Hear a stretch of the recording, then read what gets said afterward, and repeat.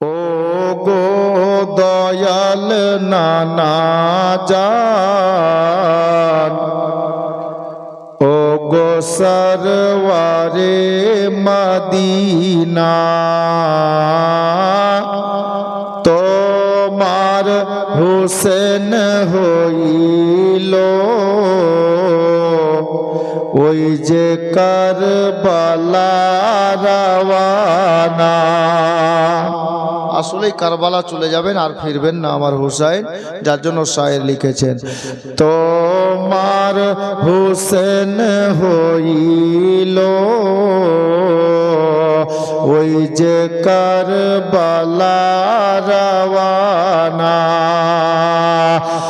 আখেরি সালাম লাও গো নানা, ছেড়ে যাই সোনার মদিনা।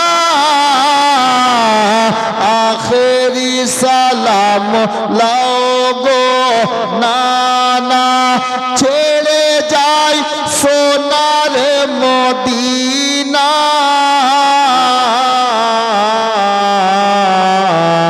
প্রাণ ভরে দেখে নাও গো, আর যে দেখা হবে না। প্রাণ ভরে দেখে নাও গো, আর যে দেখা হবে না।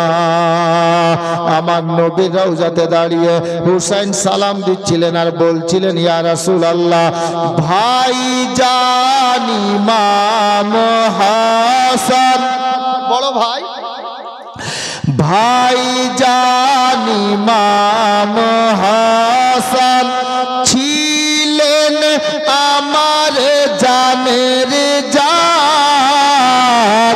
ভাই জান ইমাম হাসান ছিলেন আমার জানের জান।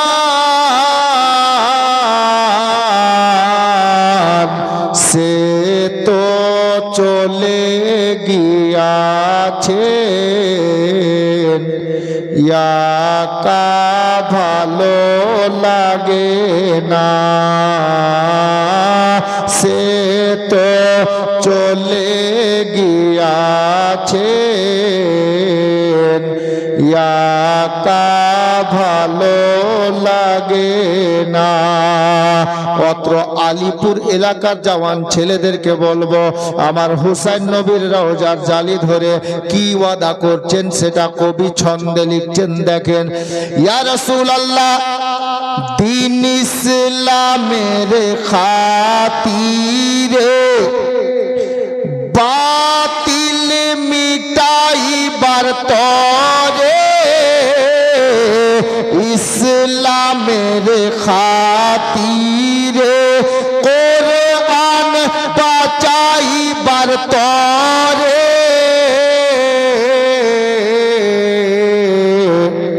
আল্লাহর রাহে কাটাবো আমার এ গলাখানা।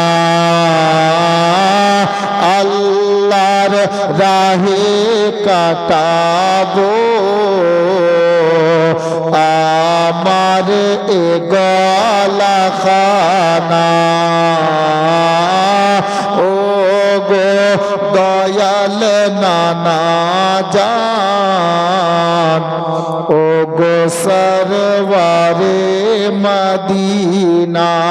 বাবা আমার হুসাইন বললেন, ইয়া রাসূলুল্লাহ, আমি গলা কাটিয়ে ইসলাম বাঁচাবো, ওয়াদা করে যাচ্ছি ইসলামের পতাকা নিচা হতে দেব না। কিন্তু এটা বলে বাবা শেষ করছেন না হুসাইন, শেষ ছন্দে কবি লিখছেন কি জানেন? আমার হুসাইন বলছেন, নবী গো, আমি গলা কাটিয়ে থামবো না। আমার শরীরে যত রক্ত আছে আমি হুসাইন ইসলামের জন্য প্রতিটা রক্তের বিন্দু পরিমাণও আমি রাখবো না, ইসলামের জন্য রক্ত উদান করে দেব।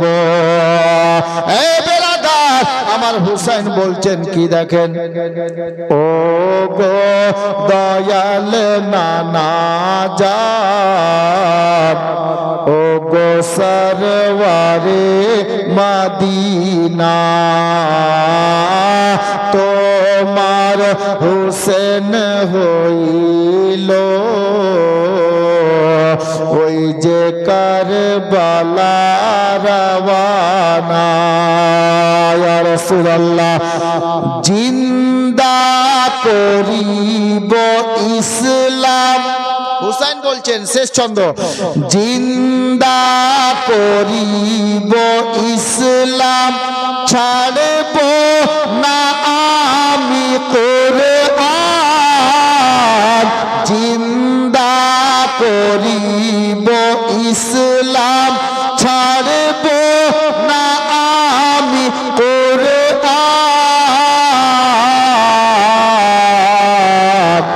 শেষ বিন্দু রক্ত দিয়ে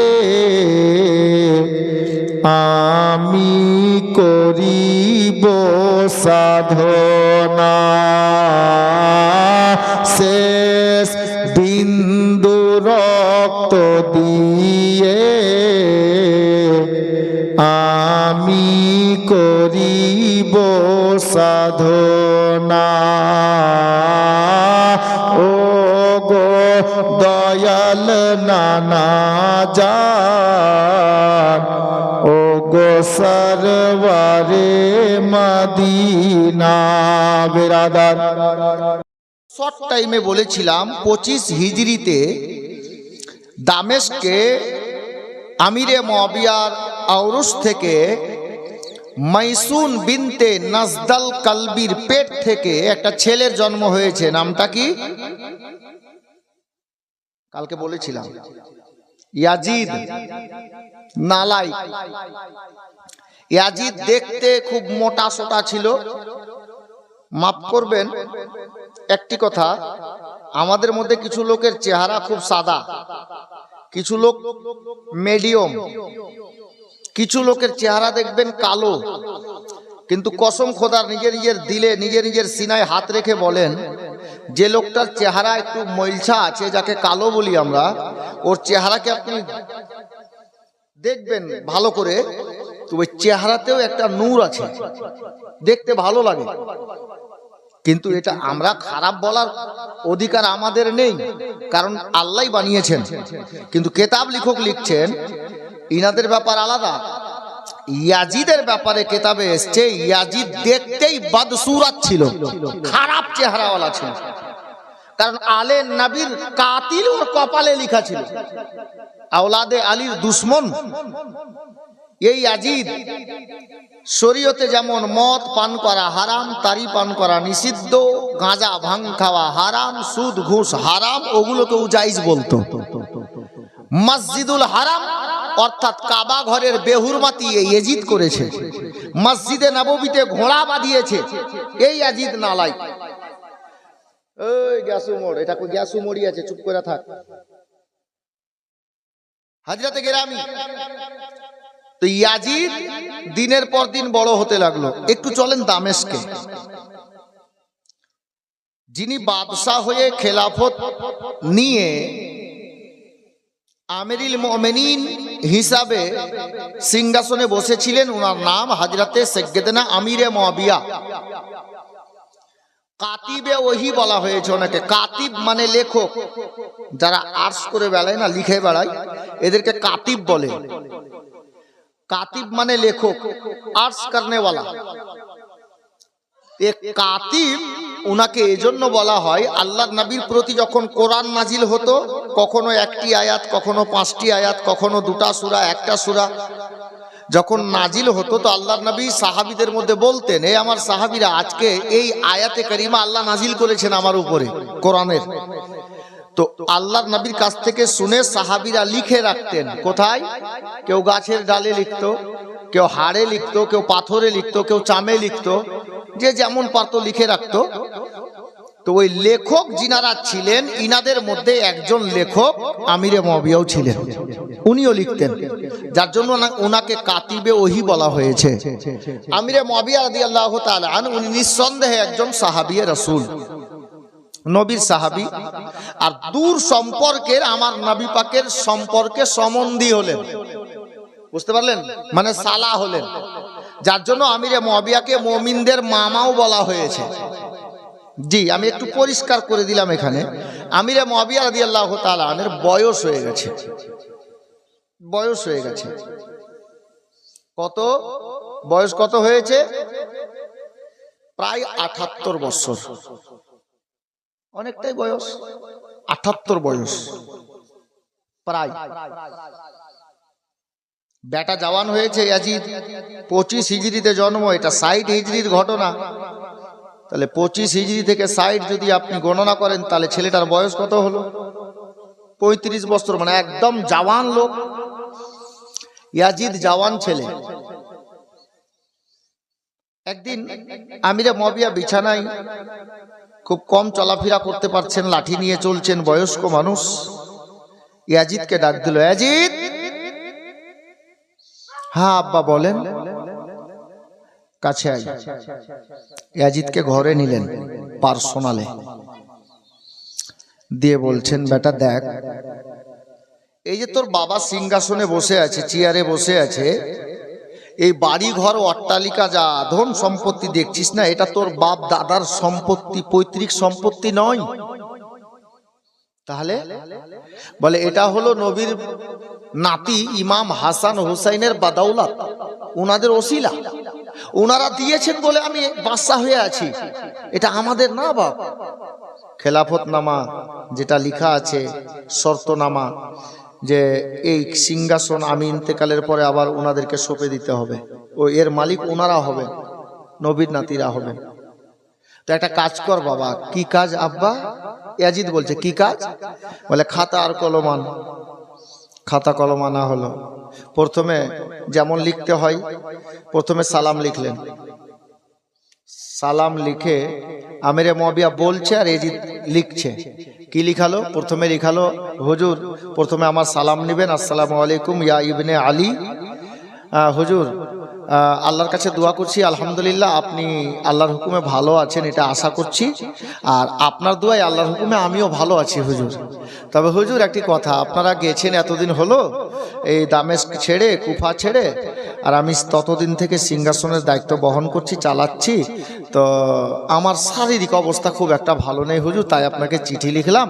তো আপনারা দুই ভাইয়ের মধ্যে কেউ একজন হলেই আপনি একটু দয়া করে আপনারা কেউ আসেন, আর আপনাদের বাপদাদার সম্পত্তি এই চেয়ারটা আপনারা গোছে নেন, কারণ আমার শারীরিক অবস্থা ভালো না, বয়স অনেক হয়ে গেছে, চলাফেরা ওরকম করতে পারছি না, তো এটার দায় দায়িত্বটা আপনারা আবার নিজের মাথায় নিয়ে নেন, এতে আমি বড় খুশি হব।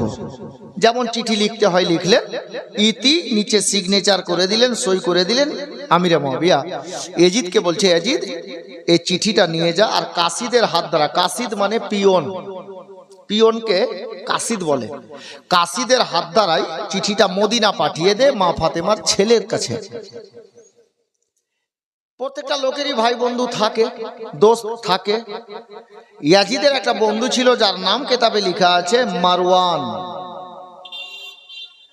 ইয়াজিদ চিঠিটা নিয়ে বাইরে আসলো। মারওয়ান দেখছে ইয়াজিদের হাতে একটা চিঠি আছে। হ্যাঁ ইয়াজিদ, তোর হাতে ওটা কি রে? বলে আর বলিস না, এটা একটা চিঠি আছে। কি হবে? বলে আব্বা লিখালেন এই চিঠিটা পাঠাতে হবে মদিনা নবীর নাতিদের কাছে। আচ্ছা, তো মারওয়ান বলছে চিঠিতে কি লেখা আছে? খাস বন্ধু। তো বলছে লিখলাম তো আমি, আব্বা বললেন আমি লিখলাম। কি লিখলি বল? বলে এই এই কথা, ওগুলো কথা আমি রিপিট করলাম না, আপনারা শুনলেন। বলে এই এই কথা। তো মারওয়ান বলছে তোর মতো বোকা ছেলে কেউ আছে দুনিয়াতে? বলে কেন?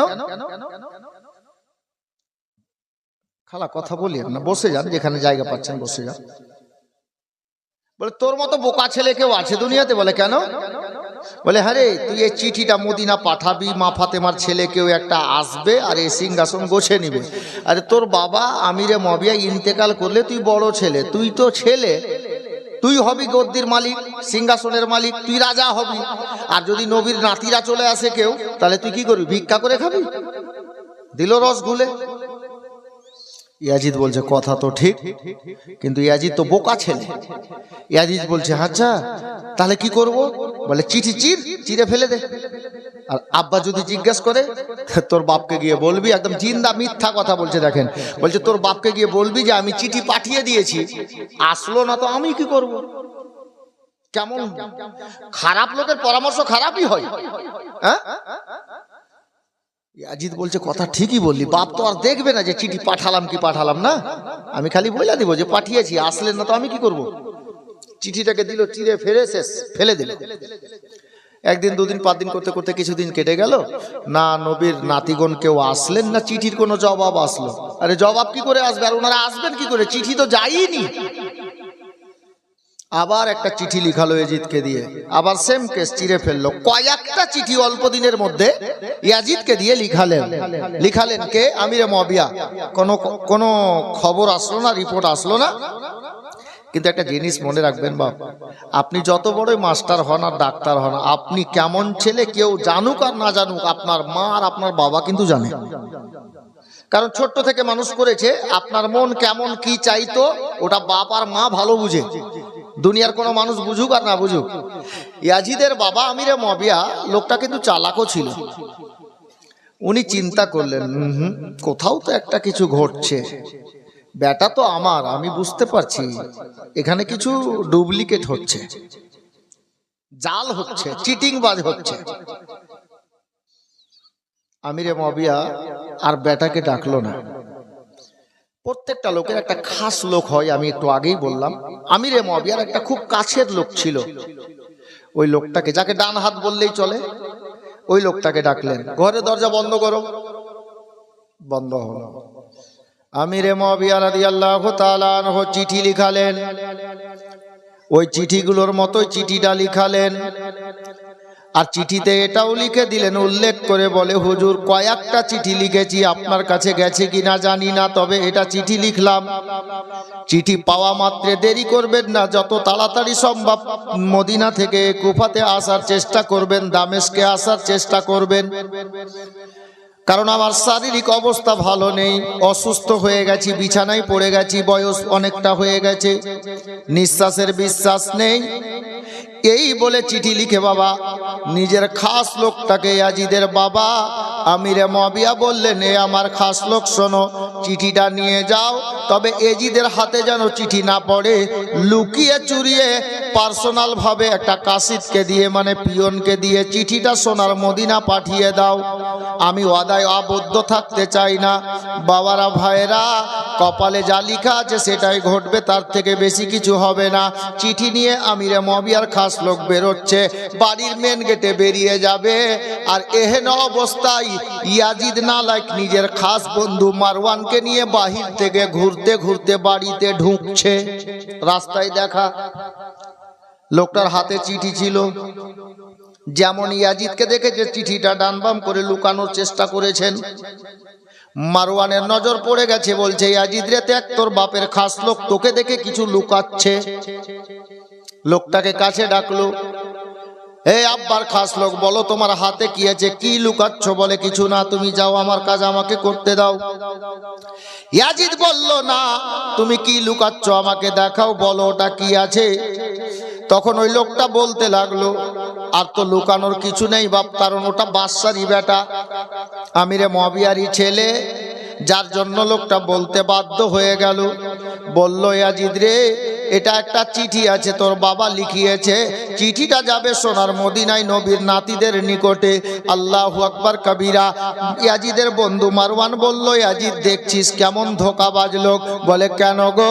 বলছে, খাচ্ছে তোর বাবার শিরে, তোর বাবার খাচ্ছে, আর গুণ গাইছে নবীর নাতি ইমাম হাসান আর হুসাইনের, তোর বাবার খাচ্ছে, তোর সঙ্গে দুশ্মনী করছে। তো ইয়াজিদ বলছে, বুঝলাম না। সে ইয়াজিদের বন্ধু বলছে, তুই বুঝলি না?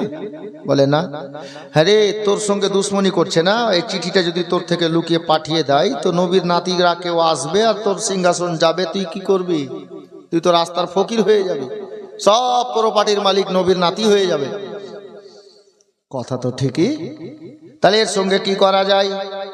বলে চিঠিটা ছিনিয়ে নে, চিরে ফেলে দে, চিরে দে, ফেলে দে। আর এই লোকটাকে গ্রেফতার করে নিল। গ্রেফতার করে বাদশার বেটা একটা লুকায়িত জেলখানাতে, কারাগারের মধ্যে লুকায়িত ভাবে, পার্সোনাল ভাবে বাবা তাকে কারাদণ্ড করে দিল, জেল দিয়ে দিল।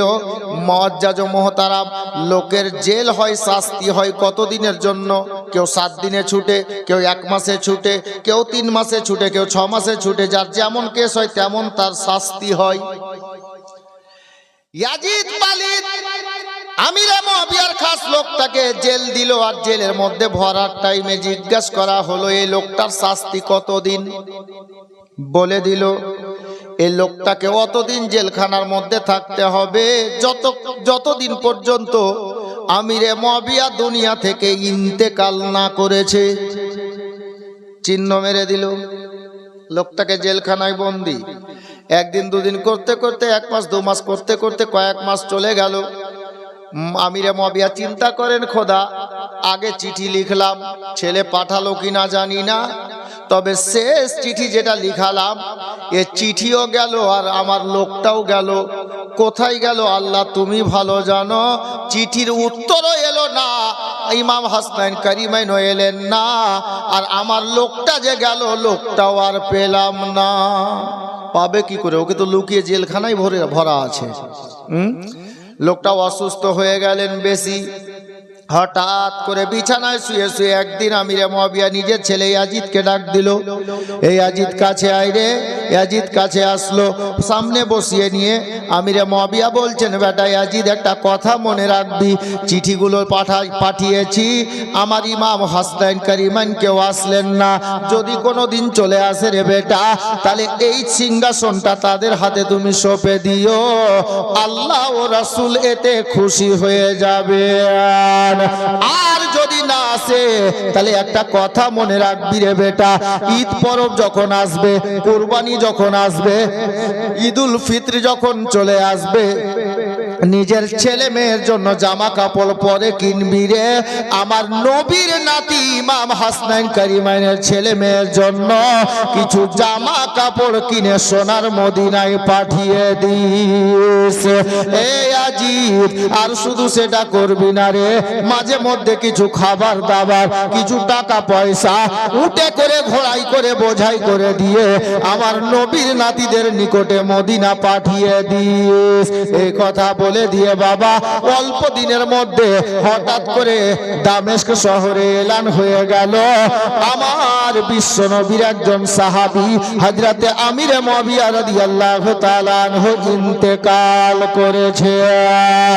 চতুর্দিকে এলান হয়ে গেল, বাদশা দামেস্কের যিনি বাদশা হয়েছিলেন বাবা হযরতে আমিরে মুআবিয়া ইন্তেকাল করে গেছেন, পর্দা করে গেছেন। এই এলানটা শোনা মাত্র লোক ছুটে আসলো, হাজার হাজার লোকের ভিড় লেগে গেছে, বাদশার ইন্তেকাল হয়েছে। আমিরে মুআবিয়ার দিওয়ানারা সবাই এসে বাবা একটাই কথা বলছে, হারে সমস্ত লোককে দেখতে পাওয়া যাচ্ছে, কিন্তু আমিরে মুআবিয়ার খাস লোকটাকে কেন দেখতে পাওয়া যাচ্ছে না? সবাই আছে, ওই লোকটার খাস লোক কই? ওই যে যেটা জেলখানায় ভরা আছে। গোসল হলো, লোকটার খবর নাই। কাফন হলো, খবর নাই। জানাজা হলো, খবর নাই। লোক বলা বলি করছে।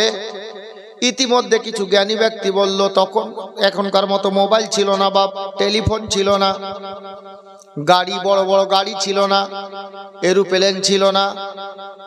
কিছু দামি লোক, কিছু শিক্ষিত লোক বলতে লাগলেন, বুদ্ধিজীবী লোক বলতে লাগলেন, আরে ওটা নিয়ে আলোচনা করে লাভ নাই, হয়তো হুজুর কোথাও পাঠিয়েছে কোনো শহরে, ঘোড়ায় চড়ে গেছেন, আসতে হয়তো টাইম লাগবে, নেই বলেও দেখতে পাওয়া যাচ্ছে না। জানাজা হয়ে গেল, কাফন দাফন হয়ে গেল। জানাজা শেষ করে, কাফন দাফন শেষ করে কবরস্থান থেকে হাজার হাজার মানুষ ফিরে আসছে, বাড়ির দিকে ছুটেছে। উঁচু জায়গায় দাঁড়িয়ে ইয়াজিদ এলান করে দিল, দামেস্কের লোকেরা তোমরা একটু দাঁড়িয়ে যাও, একটা কথা শুনে যাও বাড়ি যাওয়ার আগে। সবাই দেখলো ইয়াজিদ বাদশার ছেলে ডাক দিল, দাঁড়িয়ে গেছে। সবাই চিন্তা করলো ইয়াজিদ কি যে বলবে। তখন ইয়াজিদকে নামি দামি ব্যক্তিরা জিজ্ঞেস করতে লাগলেন, ও বাদশার ছেলে, তুমি কি বলতে চাইতেছো? তখন ইয়াজিদ বলল, আমি তোমাদেরকে একটাই জিনিস বলতে চাইছি যে এই মুহূর্তে আমার আব্বার কাফন দাফনের কাজ শেষ হলো। আমি আমিরে মুআবিয়ার ছেলে ইয়াজিদ আজ থেকে তোমাদের নতুন বাদশাহ হলাম। লোক বলছে সর্বনাশ, ই কেমন ছেলে? এই মনে হয় বাপের মরার রাস্তায় দেখছিল যে মরবে কখন, আমি বাদশাহ হব কখন, স্পষ্ট বুঝতে পারা যাচ্ছে এই শব্দে। তো যারা শিক্ষিত ব্যক্তি ইনারা বলছেন, আরে জিদ বলার কি আছে, আমরা তো সবাই জানি বাড়ির বাবা যদি মারা যায় তাহলে বাড়ির বড় ছেলে হবে গার্জেন, অভিভাবক। তো বলার কি আছে, তুমি বাদশাহ হলে তো বলার কি আছে বলো? তুমি কি রাস্তায় দেখছিলে যে তোমার বাপ মরবে কখন, তুমি বাদশাহ হবে কখন? তো ইয়াজিদ বলছে, কথা ওটা নেই। কি কথা আছে?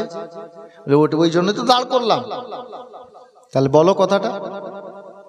ইয়াজিদ বলল, গো দামেস্কের লোকেরা শোনো, আমি যে অল্প বয়সে তোমাদের বাদশাহ হলাম, তাহলে আমি নতুন বাদশাহ কেমন দেশটা চালাবো, চালাতে পারবো কি না একটু নিজের চোখে দেখে যাও।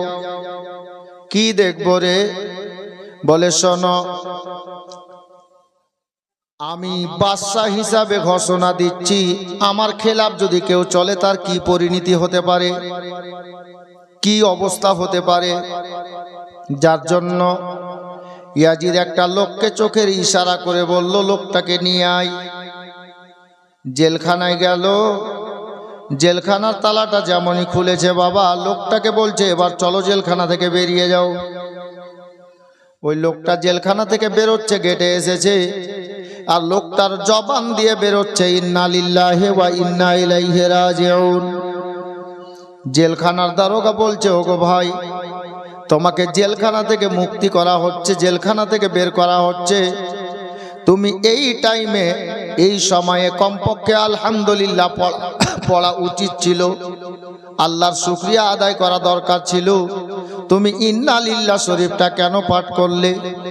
তখন লোকটা বলল, গো আমাকে তোমরা পাগল ভেবো না, আমি পাগল নয়, আমি এই জন্যই জেলখানা থেকে বেরোনোর টাইমে ইন্না লিল্লাহ পাঠ করেছি, বুঝতে পেরে গেছি যে আজকে এই দেশের বাদশাহ হযরতে আমিরে মুআবিয়া রাদিয়াল্লাহু তাআলা আনহু উনি আর জগতে বেঁচে নাই, ইন্তেকাল করে গেছেন। জেলখানার দারোগা বলল, তুমি কি করে বুঝলে গো? বলে, আমাকে জেলখানাতে ভরার টাইমে এটাই বলা হয়েছিল যে যতদিন আমিরে মুআবিয়া ইন্তেকাল না করবে এই জেলখানা থেকে আমাকে বের করা যাবে না। আজকে যখন বের করা হচ্ছে তার মানে স্পষ্ট হয়ে গেল যে আমিরে মুআবিয়া ইন্তেকাল করে গেছে। হ্যাঁ গো, ঠিক বুঝেছো। তাহলে চলো, কোথায় নিয়ে যাবে? লোকটাকে জেলখানা থেকে বের করে বাবা ইয়াজিদের পাশে এনে দাঁড় করে দিল উঁচু জায়গাতে। হাজার হাজার লোক বাবা চোখ তাকিয়ে, চোখটা চাতক পাখির মতো করে তাকিয়ে থেকে গেল বাবা। সবাই অবাক হয়ে গেল, কেমন লোক রে ভাই, লোকটা ছিল তো ছিল কোথায়? আমিরে মুআবিয়া ইন্তেকাল করে গেলেন, তখনও দেখতে পেলাম না। গোসল হলো, তখনও দেখতে পেলাম না। আল্লাহ আল্লাহ, কাফন দাফন হলো, জানাজা হলো, তখনও দেখতে পেলাম না। এখন শেষ বেলাতে লোকটা আসলো, তো আসলো কোথা থেকে? ইয়াজিদ বলল ডাক দিয়ে, আপনার কি বলে? দামেস্কের লোকেরা, এই অত্র এলাকার লোকেরা, একটা কথা শোনো গো, তোমরা সবাই হয়তো ভাবছো লোকটা আসলো কোথা থেকে। আমি বলে দিচ্ছি, শুনে নাও। এই লোকটা আমার আব্বা বেঁচে থাকতে আমার খেলাফ, আমার বিরুদ্ধে কাজ করেছিল, যার কারণে আমি ইয়াজিদ তাকে সেই দিন থেকে আজ পর্যন্ত জেলখানার মধ্যে বন্দি রেখেছিলাম। এই ভুলটা করেছে, আমার বিপক্ষে কাজ করেছে, যার কারণে তার শাস্তি তো দিচ্ছি, তোমরা নিজের চোখে দেখো। লোকটাকে সাইডে করে দেওয়া হলো। একটা জাল্লাদকে চোখের ইশারা করে বলল, কাজ তামাম করে দে, কাজটা সমাপ্ত করে দে। জাল্লাদ হাজার হাজার লোকের সামনে উঁচু জায়গাতে দাঁড়িয়ে বাবা এত জোরে তলোয়ার চালালো, একই তলোয়ারে দেহটা থেকে মাথাটা আলাদা জমিনে পড়ে গেল। লোকটাকে কতল করে দেওয়া হলো। দামেস্কের লোকেরা নিজের চোখের সামনে বাবা দাঁড়িয়ে দাঁড়িয়ে দেখলো বিনা কারণে বিনা দোষে এই আমিরে মুআবিয়ার খাস লোকটাকে কতল করে দেওয়া হলো। সবাই ছি ছি করতে করতে নাউজুবিল্লাহ পড়তে পড়তে সবাই বাড়ির দিকে রওনা হয়ে গেল। আর সবাই একটাই কথা বলছিল, আর দেশে ভালো হতে পারে না। এ বেরাদার, আমিরে মুআবিয়ার ছেলে ইয়াজিদ এলান করলো, এ দামেস্কের লোকেরা শোনো গো, আমি তোমাদের নতুন বাদশা। আমার বিপক্ষে যারা চলবে, আমার খেলাফে যারা চলবে, আমি ইয়াজিদ তাদের এই মতো শাস্তি দেব। আমিরে মুআবিয়া রাদিয়াল্লাহু তাআলা আন ৭৮ বছর বয়সে রজব মাসের ৩ তারিখে, রজব মাস কোনটাকে বলে? শাবান মাসের আগের মাসটাকে। হালুয়া রুটি যে মাসে করি আমরা, তার আগের মাসটাকে রজব মাস বলে। আমিরে মুআবিয়া দুনিয়া থেকে পর্দা করলেন। এখন ইয়াজিদ হয়ে গেল নতুন বাদশাহ। যে কোনো দেশেরই বাদশাহ যখন কেউ পাওয়ারে আসে, ও নিজে নিজের কিছু নিয়ম চালু করে। এখানে একটা বুঝার কথা আছে, আমি কাউকে গাল দিতে আসিনি, একটু বুঝে নিয়ে। আমরা অত্র মালদাবাসীর মধ্যে দেখবেন বেশিরভাগ আমরা আহলে সুন্নাত ওয়াল জামাতের মানুষ, পীরপন্থী মানুষ। এক কথায় পীর মানি, আমরা মুরিদ হই। এই পীর মুরিদিকে দেখে অনেকে জ্বলে। আমি গাল দিচ্ছি না, একটু বুঝবেন, শুধু বুঝেন। যদি পারেন তো একটু দিলে জায়গা দেন। আমি কি বলছি দেখেন। আর যদি বলে যে মৌলভী সাহেব তোমরা এটা বানিয়া বলছো, ভাই এটা বানানো কথা না। যদি ইচ্ছা হয় তো চলো আমার সঙ্গে ঘরে, আমি বইটাই খুলে দেখাচ্ছি কি লেখা আছে। জি, আমি ঝগড়া করতে আসিনি, আমি খুব সুন্দর কথা বলছি, শুনেন। আর ঝগড়া করে ইসলাম প্রচার হয় না। কাউকে গাল দিয়ে, কাউকে কটু কথা বলে ইসলামের কাজ হয় না, ধর্মের কাজ হয় না। ইয়াজিদ নতুন বাদশাহ হলো। আর নতুন বাদশাহ হয়ে একটা এমার্জেন্সি মিটিং ডাকলো বাবার ইন্তেকালের পরে। কি করলে কি করা যায়, নতুন বাদশাহ, পরামর্শ দরকার আছে। দিয়ে পরামর্শ করলো। পরামর্শে কি পাস হলো যে প্রত্যেকটা রাজ্যে, যেমন আমরা ভারতবাসী আমাদের রাজ্যগুলো আছে, এবার রাজ্যের মধ্যে আবার জেলা আছে। তো প্রত্যেকটা রাজ্যে যিনি সিএম হিসাবে আছেন, ওনার কাছে সেন্ট্রাল গভর্নমেন্ট থেকে একটা নোটিশ আসলো যে এই কাজটা লাগু করা হলো, এই নিয়মটা লাগু করা হলো। অনুরূপ ওই মতো ইয়াজিদ মিটিং এ পাস করলো কি, নতুন বাদশাহ হিসাবে যেমন কুফাতে, কাদসিয়াতে, যারা বাংলা বই পড়েছেন দেখবেন কাদসিয়াকে কুদসিয়া লেখা আছে বাংলা বইয়ে। কাদসিয়া বলে একটা শহর আছে, আপনার কি বলে বুসরাতে, আর সাথে সাথে মদিনাতে চিঠি পাঠালো। চিঠিতে কি লেখা হলো? প্রত্যেকটা চিঠিতে লেখা হলো যে দামেস্কের বাদশাহ আমিরে মুআবিয়া ইন্তেকাল করেছেন। এই ইন্তেকালের খবরটা শহরের সমস্ত লোককে জানিয়ে দাও। আর আমি ইয়াজিদ বলছি, আমিরে মুআবিয়ার ছেলে আমি ইয়াজিদ, আমার বাবার ইন্তেকালের পরে আমি নতুন বাদশাহ হয়েছি।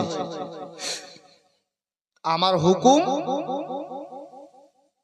যে তোমরা সবাই নিজে নিজের শহরের সমস্ত লোককে আমার নামে বয়াত করো।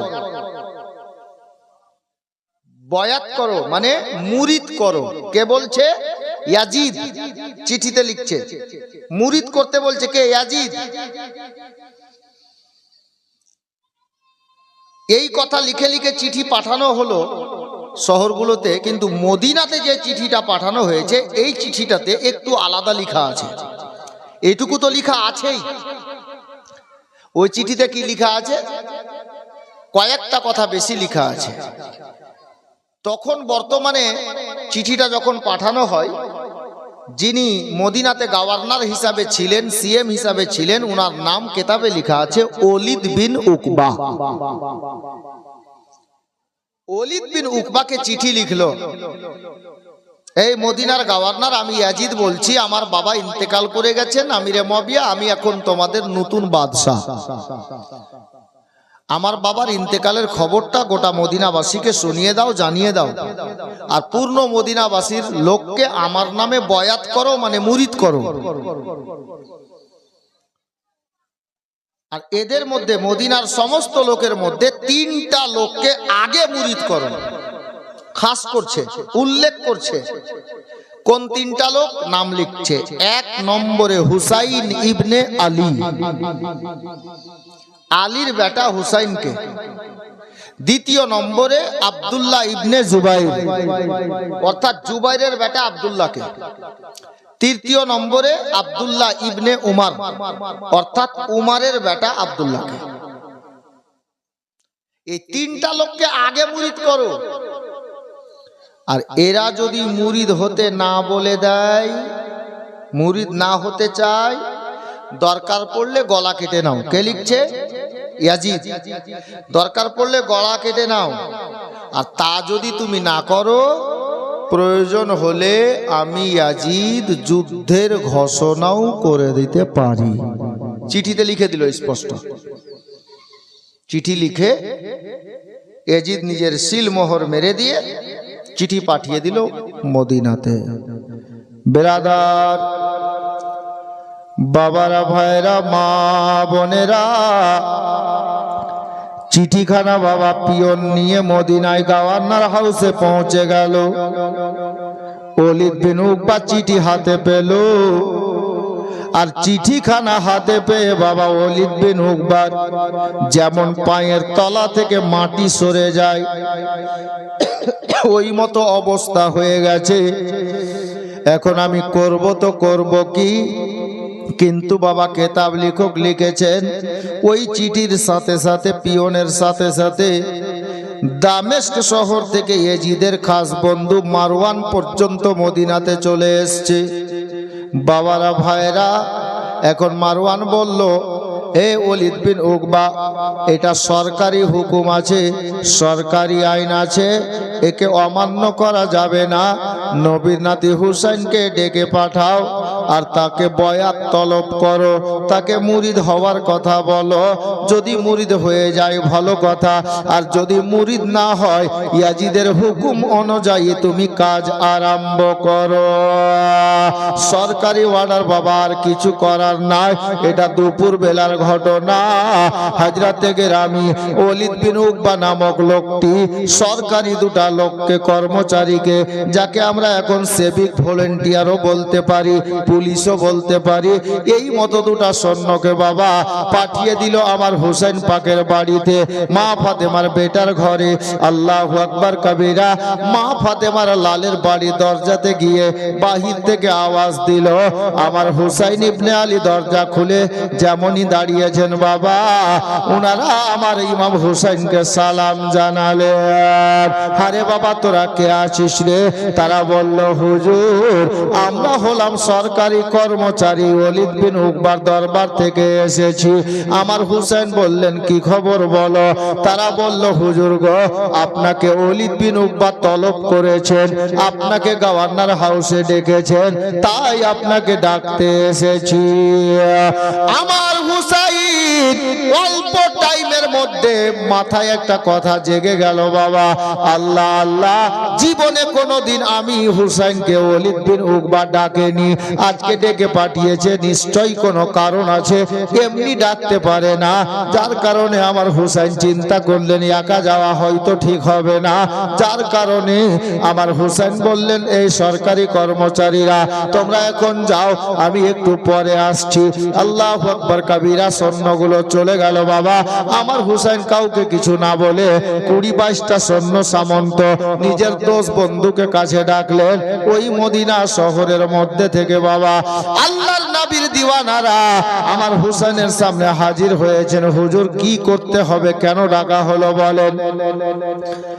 আমার হুসাইন বললেন কোনো কিছু করার জন্য নয় গো, ওয়ালিদ বিন উকবা আমাকে আজকে গভর্নর হাউসে ডেকেছেন, যার কারণে তোমাদেরকে আমি ডেকেছি। আমি একা যাওয়া ভালো মনে করছি না, যার জন্য ডেকেছি তোমরা আমার সঙ্গে চলো।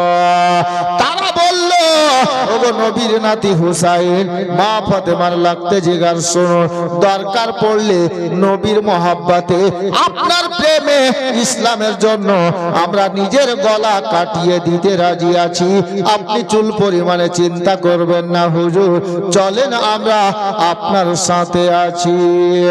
20-22টা জাবান লোককে সাথে নিয়ে বাবা আমার হুসাইন বাড়ি থেকে চলতে আরম্ভ করলেন। এক পা দুপা করতে করতে গভর্নর হাউসের দরজায় গেলেন, গিয়ে দাঁড়ালেন। এই আমার সঙ্গীরা দাঁড়াও। দাঁড়িয়ে গেল। জি হুজুর বলেন। বলে তোমরা কেউ ভিতরে যাবে না, এখানে দাঁড়াও। তো 20-22টা লোক বলছে হুজুর তাহলে আমাদের এসে লাভ কি, আপনি আমাদেরকে সঙ্গে নিয়ে আসলেন আর ভিতরে যেতে নিষেধ করছেন, তাহলে আমাদের এসে লাভ কি হলো। আমার হুসাইন বলছেন দেখো আমি হলাম নবীর নাতি, আমি মা ফাতেমার বেটা, হযরতে আলীর লাডলা দুলারা ছেলে, এ আমার নবীর দিওয়ানারা গো, আমাদের মা বাবা নানার জীবনে এক ওয়াক্তের নামাজ কাজা নাই, জীবনে একটা মিথ্যা কথা বলেন নাই, শরীয়ত বিরোধী কাজ করেন নাই। আমি আজকে এমন মায়ের ছেলে হয়ে এমন বাপের ছেলে হয়ে শরীয়ত বিরোধী কাজ আমিও করব না। বলে কেন? বলে দেখো ওয়ালিদ বিন উকবা আমাকে ডেকেছে, তোমাদেরকে ডাকেননি।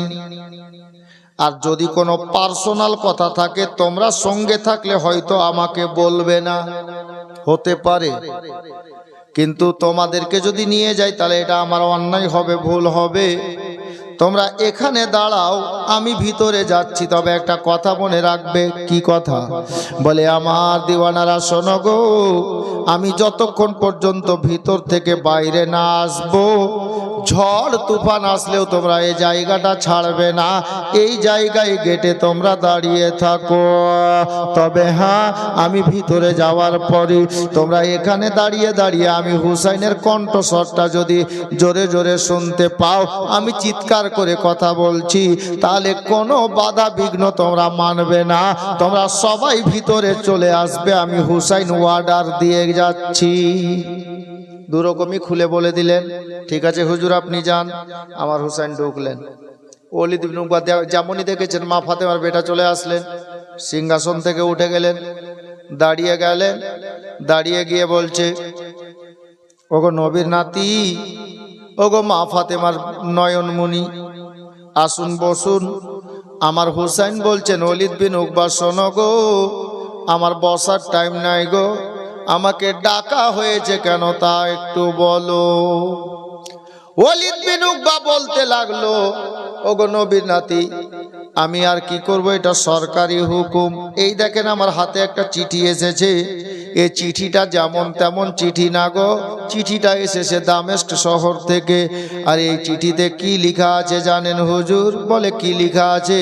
বলে চিঠিতে লেখা আছে যে দামেস্কের বাদশাহ হযরতে আমিরে মুআবিয়া ইন্তেকাল করে গেছেন, আমার ইমাম হুসাইন ইন্না লিল্লাহ শরীফ পাঠ করলেন।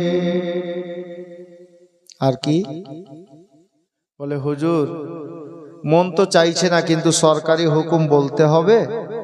আমিরে মুআবিয়া ইন্তেকাল করার পরে আমিরে মবিয়ার ছেলে ইয়াজিদ হয়েছে নতুন বাদশাহ। আরও একটা নিয়ম চালু করেছে হুজুর। কি নিয়ম রে? বলে চিঠিতে লিখেছে মদিনার সমস্ত লোককে তার নামে মুরিদ করতে আমাকে হুকুম করেছে, অর্ডার দিয়েছে। আর সবার আগে 3টা লোকের নাম লিখে দিয়েছে। মদিনার 1 নম্বরে আপনার নাম লেখা আছে, 2য় নম্বরে জুবাইরের বেটা আব্দুল্লাহ, 3য় নম্বরে উমারের বেটা আব্দুল্লাহ। এই 3টা লোককে মুরিদ করতে বলেছে আগে। হুজুর আপনি কি বলেন? বলে আর কি কিছু লিখেছে রে? বলে হুজুর লিখেছে, বাদশা লিখেছে, যদি আপনারা মুরিদ হতে না বলে দেন, আমাকে বলেছে তলোয়ার চালিয়ে গলা কেটে নাও, মাথা কেটে নাও। আর যদি আমি তা না করি, তাহলে আমাকে অর্ডার দিয়েছে, আমাকে বলেছে আমি যদি তলোয়ার না চালাই, তাহলে বলেছে ইয়াজিদ প্রয়োজন হলে যুদ্ধের ঘোষণা দেবে, যুদ্ধও হয়ে যেতে পারে। এই কটা কথা লিখে পাঠিয়েছে আপনাকে, যার কারণে গভর্নর হাউসে আমি ডেকেছি। এবার বলেন হুজুর, এতে আপনার মত কি আছে? আপনার মন কি বলে? আপনি মুরিদ হবেন, বয়াত হবেন, এটা সরকারি অর্ডার, আমার কিছু করার নেই হুজুর। আমার হোসেন চিন্তা করলেন, আল্লাহ আমরা তো চেয়ারের ভুক্কা না, আমাদের কাছে কেউ যদি আসে তো নিজের চেয়ার তাদেরকে সঁপে দিই, লে বস এই চেয়ার তুই নিয়ে নে, আমরা চেয়ারের ভুক্কা না। কিন্তু এই ইয়াজিদকে নিজের ইমাম বলে আমি হুসাইন মেনে নিতাম, ইয়াজিদের হাতে হাত দিয়ে মুরিদ হয়ে যেতাম, নিজের শাইখ মেনে নিতাম। কিন্তু আমি হুসাইন কি করে মানবো? এটা অসম্ভব। মনে মনে ভাবছেন উনি। কেন অসম্ভব?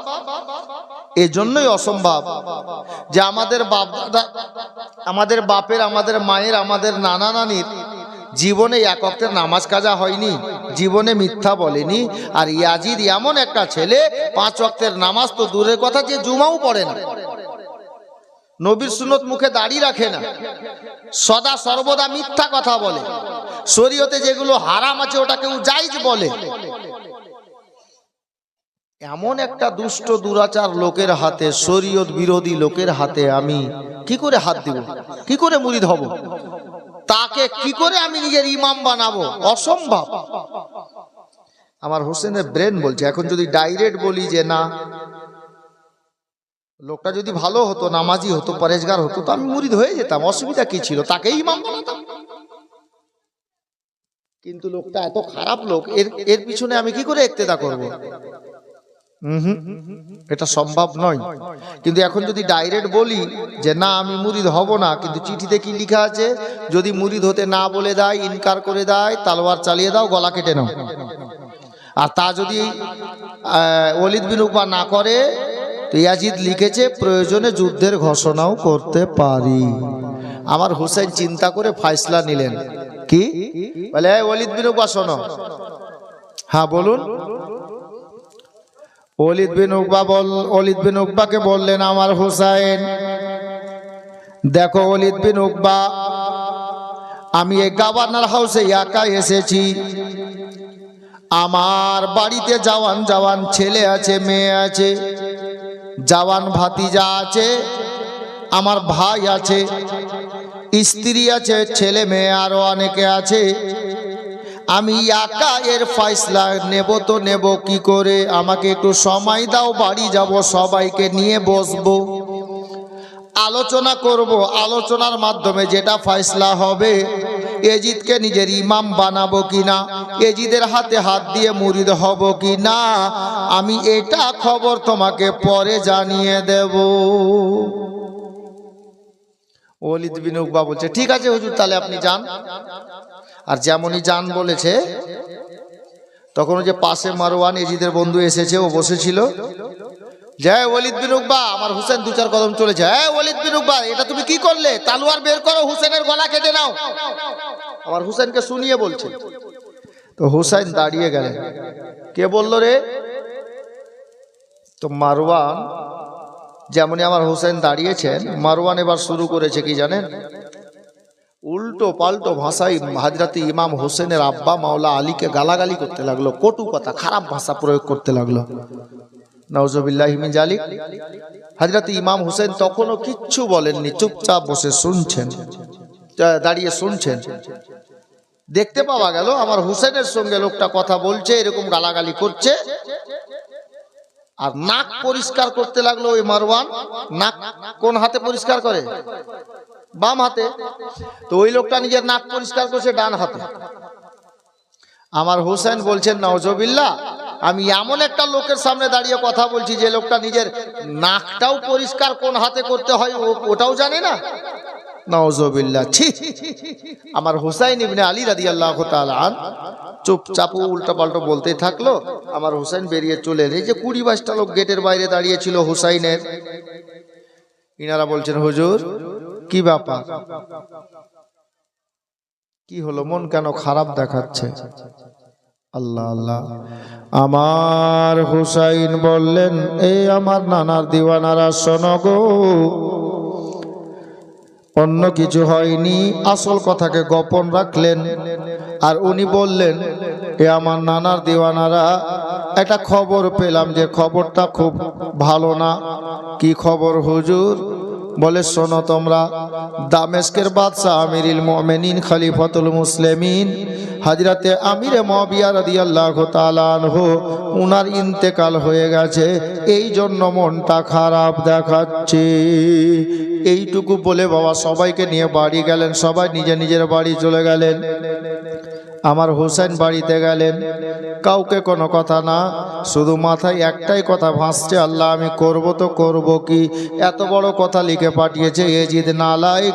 করতে করতে বাবা ভাবতে ভাবতে সন্ধ্যা হয়ে গেল।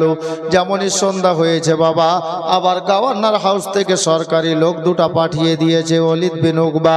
বলছে না, হুসেনকে এখনই ডেকে আনো, এখনই হা না শুনবো।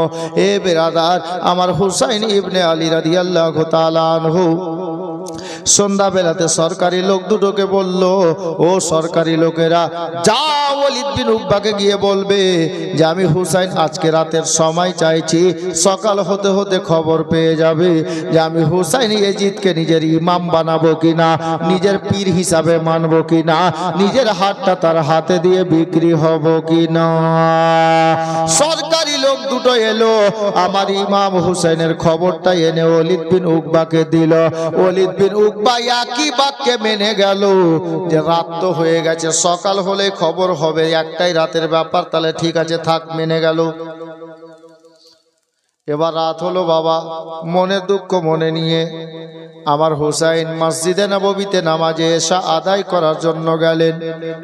আপ কান লাগান বাবা, আবার হুসাইন সোনার মদিনাতে মসজিদে নববী শরীফে গেলেন, নামাজে এশা আদায় করলেন। এশার নামাজ আদায় করে নিয়ে বাবা এক পা দুপা করতে করতে নামাজিগণ সবাই একের পর এক বাড়ি চলে গেলেন। আমার হুসাইন মুসাল্লা থেকে সর্বশেষে উঠলেন, আর উঠে গিয়ে আমার মায়ার নবীর রওজা মোবারকে আল্লাহর নবীর কদম শরীফের দিকে বাবা দাঁড়ালেন। আমার মায়ার নবীকে মন ভরে সালাম করে, বুক ভরা ভালোবাসা নিয়ে সালাম করে বাবা হযরতে ইমাম হুসেন এবার বাড়ির দিকে যাচ্ছেন, পা উঠছে না। আল্লাহ আমি করব তো করব কি? এ বেরাদার মা বোনেরা, আমার ইমাম হুসেন এক পা দুপা করতে করতে রাতটা একটু বেশি হয়ে গেছে, বাড়ির দরজায় গিয়ে দাঁড়ালেন। বাড়িতে যেমনই দরজায় দাঁড়িয়েছেন বাবা, নিজের মেয়েকে ডাক দিলেন না, নিজের স্ত্রীকে ডাক দিলেন না, নিজের বৌদিকে ডাক দিলেন না, ভাস্তা ভাস্তি কাউকে ডাক দিলেন না বাবা। ডাক দিলেন তো দিলেন কাকে জানেন গো? বাড়ির মেন দরজাতে দাঁড়িয়ে আমার ইমাম হুসেন একটা মেয়েকে ডাক দিলেন, যেই মেয়ের নাম কিতাবের পাতায় হযরতে জাইনাব রাদিয়াল্লাহু তাআলা আনহা। আমার হুসাইন নিজের বোন জাইনাবকে ডাক দিলেন, রে জাইনাব জাইনাব, যেমনই জাইনাব বলে ডাক দিয়েছেন, হযরতে জাইনাব একই ডাকে সাড়া দিয়ে দাদার সামনে জাইনাব বাড়িতে ছিলেন বাবা। হযরতে জাইনাব ডাক দিয়ে বলছেন, দাদা গো, আমাকে ডাক দিয়েছেন দাদা? হ্যাঁ বোন, তোমাকে ডাক দিয়েছি রে। বলে, দাদা গো, আমি জাইনাব তৈরি আছি, কি হুকুম আছে আপনি করেন, আমি মাথা নত করে কাজটা করব, আপনি একটু বলেন দাদা। আমার হুসাইন বললেন, বোন রে, এখন তোর দাদা কোনো কথা বলবে না রে, তোর দাদা তোর সঙ্গে একটা পরামর্শ করার জন্য তোকে ডাক দিয়েছে। মা বোনেরা, হযরতে জাইনাব বলেন, দাদা গো, এমন কি পরামর্শ আছে? আপনি আমাকে ডাক দিয়েছেন, আমি শোনার জন্য তৈরি, পরামর্শ নেওয়ার দেওয়ার জন্য তৈরি, আপনি নিশ্চিন্তে বলুন দাদা। আমার হুসাইন বলে, বোন রে, এখন এই টাইমে তোকে আমি এই কথাটা বলবো না, বাড়িতে তোমার বৌদিরা আছে, তোমার ভাস্তা ভাস্তিরা আছে, এই খবর আমি কাউকে এখন জানতে দেব না রে, চলো পার্সোনাল জায়গাতে যাই। আল্লাহু আকবার কবিরা। আমার হুসাইন নিজের বোন জাইনাবকে নিয়ে বাবা পার্সোনাল ঘরের মধ্যে চলে গেলেন, ঘরের দরজা বন্ধ করে দিলেন। এক সাইডে হুসাইন, অপর সাইডে বাবা হুসাইনের বোন। আমার হুসাইনের দিকে মুখ করে জাইনাব দাঁড়িয়েছেন, জাইনাবের দিকে মুখ করে হুসাইন দাঁড়িয়েছেন। এখন কেউ কথা বলা বলি করে না, আমার জাইনাব চুপচাপ দাঁড়িয়ে আছেন, দাদা হুসাইনের চেহারার দিকে তাকাচ্ছেন। হঠাৎ করে নজরে পড়ল বাবা বোনের চেহারার দিকে তাকাতে তাকাতে গো, আমার নবীর নাতি হুসাইনের চোখে পানি বের হচ্ছে। হযরতে জাইনাব, হাই রে বোন, নিজের দাদা হুসাইনকে ডাক দিয়ে বললেন, দাদা আমি কি কোনো বেয়াদবি করে দিলাম? কেন রে বোন? বলে, দাদা গো, আপনি হঠাৎ করে কাঁদতে লাগলেন, চোখে জল এসেছে, আমি বুঝলাম না কেন কাঁদতে আরম্ভ করেছেন। আমার হুসাইনের বুকটা ফেটে গেল। হুসাইন ডাক দিয়ে বলে, বোন রে, আজকে তোর দাদা হুসাইন বড়ই একা হয়ে গেছে, বড়ই একা হয়ে গেছে বোন। আজ যদি আমার বড় দাদা হাসান বেঁচে থাকতেন দুনিয়াতে রে, তাহলে তোকে ডাকার দরকার পড়তো না রে, আমরা দাদা ভাইয়ে পরামর্শ করে নিতাম রে। কিন্তু বোন জাইনাব রে, আমার দাদা আমাকে একা করে দিয়ে মা জননীর কবরের পাশে কবরে আরাম করছেন, দুনিয়া থেকে বিদায় নিয়ে নিয়েছেন রে। আজকে আমি হুসাইন বড় একা হয়ে গেছি।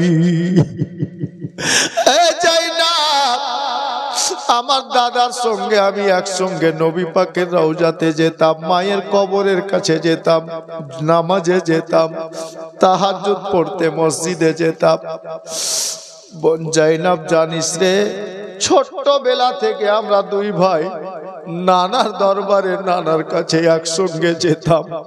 নানা এক ভাইকে ডান সাইডে বসাতেন, এক ভাইকে বাম সাইডে বসাতেন, আমরা নানার সিনাতে জড়াতাম রে। আজকে আমি হুসাইন বড় একা হয়ে গেছি রে, আমার বড় দাদা কবরে চলে গেছেন, আমি নিজেকে ভেঙে গেছি, আমার কবরটা ভেঙে গেছে রে।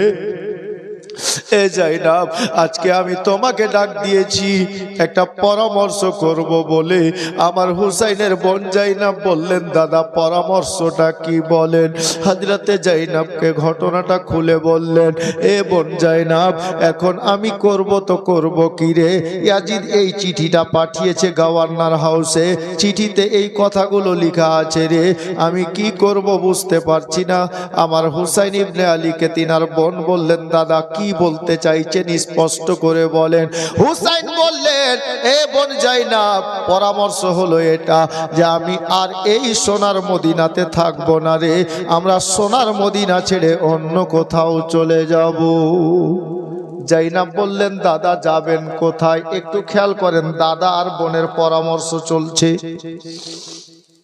জাইনাব বললেন, দাদা আপনি মদিনা ছেড়ে যাবেন, কারণটা তো একটু বলবেন। বলে, বোন হুসাইন, বোন জাইনাব রে, হুসাইন বলছেন, বোন জাইনাব তোমাকে একটু আগে বললাম ঘটনাটা, ওই ঘটনাটা খুলে বললেন চিঠির ঘটনাটা। আমি রিপিট করলে টাইম পেরিয়ে যাবে, যার জন্য রিপিট করছি না। শুনেন, আমার হুসাইন বললেন জাইনাব রে, চিঠিতে লেখা আছে আমি হুসাইন যদি ইয়েজিদের হাতে হাত না দিই। আমার জাইনাব বললেন হাত দিয়েন না, ও তো দুষ্ট লোক আছে, বেনামাজি আছে, ফাসিক আছে, নবীর শরীয়তের বিব্বার খেলাপ চলে, হাত দিয়েন না। মদিনা ছাড়বেন কারণটা কি? আমার হুসাইন বলছেন বোন জাইনাব, ওই চিঠিতে লেখা আছে যদি আমি না বলে দিই, ওই চিঠিতে লেখা আছে আমার গলা কেটে নেওয়া হবে। আমার হুসাইনকে জাইনাব বলছেন দাদা গো, তাহলে আপনি এ ভয়ে মদিনা ছেড়ে চলে যাবেন অন্য কোনো জায়গাতে। আমার হুসাইন বলছেন না রে বোন না, আমি ভয়ে মদিনা ছাড়বো না। তুই জানিস আমি কার বেটা রে? আমার বাবা হলো শেরে খোদা মাওলা আলী রে। এ বোন জাইনাব রে, আমি জান্নাত রানীর বেটা রে, আমি ইমাম হাসানের ভাই রে, আমি হলাম দয়ার নবীর নাতি রে। দরকার পড়লে গলা দিয়ে দেব, পিঠ দেখিয়ে পালিয়ে যেতে জানি না। এ জাইনাব, আমি এই জন্য ছাড়বো, মদিনা ছেড়ে চলে যেতে চাইছি রে বোন। ওই চিঠির শেষে লেখা আছে যদি আমি না বলে দিই, আমার গলা যদি ওয়ালিদ বিন উকবা না কাটে, তাহলে ওই ইয়াজিদ লিখে পাঠিয়েছে দরকার পড়লে প্রয়োজন হলে যুদ্ধের ঘোষণাও হতে পারে, যার কারণে মদিনা ছেড়ে দিতে চাইছি। আমার হুসাইনকে তিনার বোন আবার বললেন দাদা তাহলে আপনি যুদ্ধ করবেন না, বলে ভয়ে পালিয়ে যাবেন। আমার ইমাম হুসেন বললেন খোদার কসম করে বলি এ বোন জাইনাব তোকে বলে দি শুনে নে, আমি তোর দাদা হুসাইন বলছি রে, আমি নবীর রওজার জালি ধরে কসম খাবো রে, আল্লাহর দরবারে কসম খাবো রে, আমি এই হুসাইন ইসলামের জন্য যদি দরকার পড়ে আমি 6 মাসের বেটার কোরবানি দিয়ে দেব, জওয়ান বেটা আলী আকবরের জওয়ানি লুটিয়ে দেব, হযরতে কাসিমের জওয়ানি লুটিয়ে দেব, আব্বাস আলম বারদারের আমি বাজু কাটিয়ে দেব, দরকার যদি পড়ে ইসলামের জন্য আমার 6 বছর 8 বছরের ভাগিনার গলা কাটিয়ে দেব, তাতেও যদি না হয় আমি হুসাইন গলা কাটাবো। ইসলামের জন্য লড়তে ভয় তোর দাদা করে না। তাহলে দাদা গো মদিনা কেন ছাড়বেন গো দাদা? আমার হুসাইন বলছেন বোন জাইনাব তাহলে শোনো, মদিনাতে আমার নানীদের কবর আছে, মদিনাতে 10,000 চাইতে বেশি সাহাবীর কবর জান্নাতুল বাকি কবরস্থানে আছে, মদিনাতে আমার নবীর দুধমা হালিমার কবর আছে, মদিনাতে আমার নবীর তৃতীয় খলিফার কবর আছে, এই মদিনাতে আমার ছোট ভাই বোনের কবর আছে, মদিনাতে আমার বড় ভাইয়ের কবর আছে, মদিনাতে আমার জান্নাত রানী নবী নন্দিনী গর্ভধারিণী মায়ের কবর আছে। এ জাইনাব আরো শোনো, গুম্বাদে খাজরার নিচে 2 সাহাবীকে পাশে নিয়ে মেরাজের দুলহা সারা কায়নাতের মালিক ও মুখতার নবীদের সর্দার আমার দয়ার নবী কবরে আনোয়ারে আরাম করছেন রে। তোর দাদা যুদ্ধ করতে ভয় পাই না রে জাইনাব, কিন্তু মদিনায় এজন্য ছাড়তে চাইছি রে, যদি যুদ্ধ মদিনাতে ঘটে যায় আমি না বলে দেব, আর যুদ্ধ যদি ঘটে যায় আমি যুদ্ধ করে নেব, কিন্তু মদিনা এই জন্য ছাড়তে চাইছি জাইনাব, যুদ্ধ করতে করতে এজিদি সৈন্যবাহিনী যদি কোনো বাদবাক কামবাখাত দুষ্ট দুরাচার আমার নবী পাকের রওজার চুল পরিমাণে বেয়াদবি করে দেয় রে, আমি হুসাইন গলা কাটিয়ে সবুর করে নেব রে, আমার নবীর রওজার বেয়াদবি সইতে পারবো না।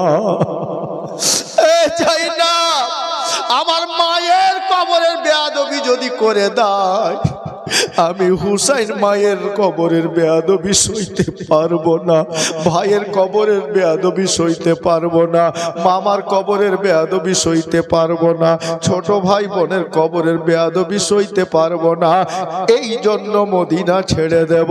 যুদ্ধ যদি করতে হয় তাহলে মদিনাতে নয়, মদিনার বাইরে কোথাও যুদ্ধ করব, এই সোনার মদিনাতে আর আমরা থাকবো না।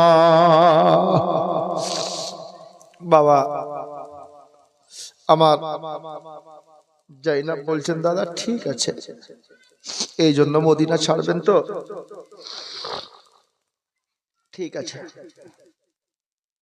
আপনার সমর্থনে, আপনার প্রস্তাবে আমি সমর্থন করলাম, ঠিক আছে, আমিও রাজি, ভালো কথা, মদিনা ছেড়ে দেব। কিন্তু দাদা আমি কি জানতে পারি মদিনা ছেড়ে যে আমরা চলে যাব, তো যাব কোথায়? কোথায় যাব? আমাদের বাড়ি ঘর মদিনাতে, আর মদিনা ছেড়ে যে আমরা যাব, তো কোথায় যাব দাদা? আমার হুসাইন বললেন, বোন জাইনাব, অন্য কোথাও নয়, আমরা চলে যাব আমাদের বাপ দাদার শহরে মক্কা নগরীতে, যেখানে শত শত বিঘা জমি জায়গা আমার বাপ দাদার পড়ে আছে রে। আমরা মক্কা নগরী চলে যাব। আমার জাইনাব বলছেন, দাদা ঠিক আছে, তাই হবে। বাবা, দাদা আর বোনের ফয়সলা হয়ে গেল, মদিনা ছেড়ে চলে যাবেন মক্কাতে। দাদা বোন পরামর্শ করতে করতে রাতটা গভীর হয়ে গেছে। আমার ইমাম হুসাইন বললেন, বোন জাইনাব, ফয়সলা হয়ে গেল? হ্যাঁ দাদা, হয়ে গেল। বলে, আর দেরি করা যাবে না, আজকের রাতটাই সময় আছে রে জাইনাব, যাও তুমি বাড়ির মধ্যে যাও, তোমার ভাস্তা ভাস্তি পরিবারের লোকজনদেরকে তুমি তৈরি করো, আমাদের হাতে সময় নেই। আজকে ভোরের বেলাতে আমরা মদিনা ছেড়ে মক্কার রাস্তা ধরে নেব, মক্কার দিকে রওনা হয়ে যাব, আর আমাদের হাতে সময় নাই। তুমি যাও বাড়ির মধ্যে সবাইকে তৈরি করো রে জাইনাব, আমি তোমার দাদা একটু আসছি। গভীর রাত, বোনকে বলছেন, তুমি যাও বাড়ির মধ্যে সবাইকে তৈরি করো, আজকে রাতেই ভোরবেলায় বেরিয়ে যাব, আমি একটু আসছি। ইমাম হুসাইনকে ওনার বোন বলছেন, দাদা, মানুষ রাতের বেলাতে বাড়ির বাহির থেকে রাত যটাই বাজুক বাড়িতে আসে, আর আপনি এখন এত গভীর রাতে বলছেন যে আমি সবাইকে তৈরি করব, আর আপনি বলছেন যে আসি। কোথায় যাবেন এই রাতে, গভীর রাতে? আমার হুসাইন জাইনাবকে বলে, জাইনাব রে, এ বোন জাইনাব, জানিস রে বোন, এই মদিনাতে আমি হুসাইনের জন্ম,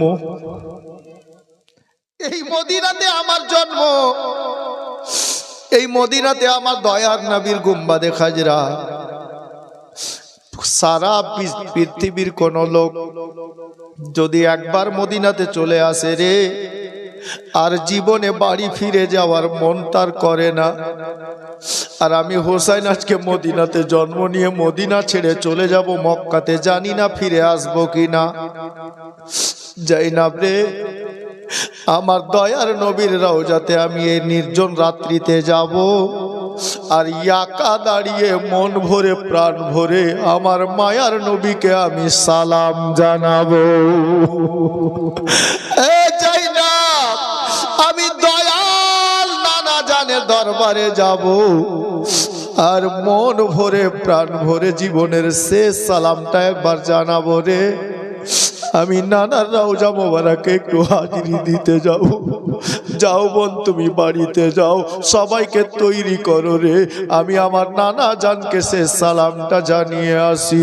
এ বাবারা, মদিনার সব বাড়ির লোক ঘুমিয়ে গেছে, আমার নবীর বাড়িতে, আমার নবী পাকের বেটির বাড়িতে আমার মা ফাতেমার ছেলে মেয়েরা ঘুমায়নি গো, কচি কচি বাচ্চা জেগে আছে, ইসলামের জন্য তৈরি হচ্ছে, সবাই তৈরি হচ্ছেন রে বাবা। আর আমার হুসাইন এক পা দুপা করতে করতে নবী পাকের রওজাতে হাজির হয়ে গেলেন। আল্লাহর প্রিয় নবীর দরবারে হাজির হয়ে আমার ইমাম হুসাইন সালাম জানাচ্ছেন, আসসালাতু ওয়াসসালামু আলাইকা ইয়া রাসূলুল্লাহ, আসসালাতু ওয়াসসালামু আলাইকা ইয়া হাবিবাল্লাহ। নানা গো, আপনার নাতি হুসাইন আজকে মদিনা ছেড়ে মক্কায় চলে যাচ্ছে হুজুর, আপনার নাতির শেষ সালামটা কবুল করে না কা, জানি না জীবনে আর ফিরে আসবো কিনা। যদি আর ফিরে না আসি, আপনার নাতি হুসাইনের শেষ সালাম এটাই আপনার দরবারে দাঁড়িয়ে হচ্ছে, আপনি আপনার হুসাইনের সালাম খানা কবুল করেন। ইয়া রাসূলুল্লাহ, কানে শুনেছি 53 বছর বয়সে মক্কা থেকে আল্লাহর হুকুমে হিজরত করে আপনি মদিনাতে এসেছিলেন, আর মক্কা যাননি। তবে আজকে আপনার নাতি হুসাইন এ মদিনা ছেড়ে মক্কাতে চলে যাচ্ছে, প্রস্তুতি বাধ্য করে দিয়েছে, এই জন্য মদিনা ছাড়তে হচ্ছে ইয়া রাসূলুল্লাহ। নানা যান, জানি না ফিরে আসবো কিনা, তবে হুজুর গো আমি হুসাইন ওয়াদা করে যাচ্ছি, মদিনাতে আমাকে তো আর একা ভালো লাগে না। আমার বড় ভাই দুনিয়া থেকে বিদায় নিয়েছে, আম্মা জানের কবরের পাশে আরাম করছেন, ছোট ভাই ছোটবেলায় চলে গেছে, আমার আম্মাও দুনিয়া থেকে পর্দা করে গেছে, আব্বাও দুনিয়া থেকে চলে গেছে, এখন আমি হুসাইন চলে যাচ্ছি একা। আল্লাহর নবী গো ওয়াদা করে যাচ্ছি ইয়া রাসূলুল্লাহ, আপনার সঙ্গে ইসলাম বাঁচাতে গিয়ে যদি আপনার হুসাইনকে গলা কাটাতে হয়, আমি হুসাইন গলা কাটাবো, ইসলাম বাঁচাবো।